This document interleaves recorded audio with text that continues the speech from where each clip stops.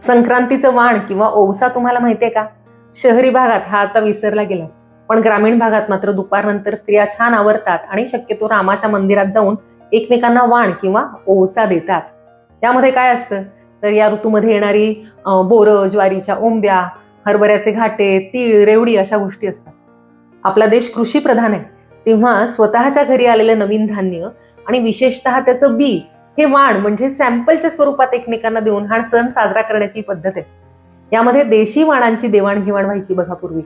काहीच विकत न आणता स्वतःकडे जे काही उत्तम आहे ते देण्याची ही भावना आहे. शिवाय निसर्गाचा समतोल राखण्यासाठी ही देवाणघेवाण खूप महत्वाची आहे.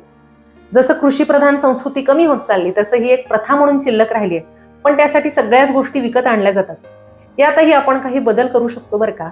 कुठल्या तरी बियांची पाकिटं आपण एकमेकींना देऊ शकतो संक्रांतीच्या दिवशी, ज्यामुळे तुमच्या बागेत किंवा गच्चीमध्ये, बाल्कनीमध्ये तुम्ही काही झाडं उगवू शकता. विशेषतः वेगवेगळ्या औषधी वनस्पतींच्या बियांची देवाणघेवाण तुम्ही केली तर सगळ्यांचं आरोग्य उत्तम राहायला तुमचाही हातभार लागेल.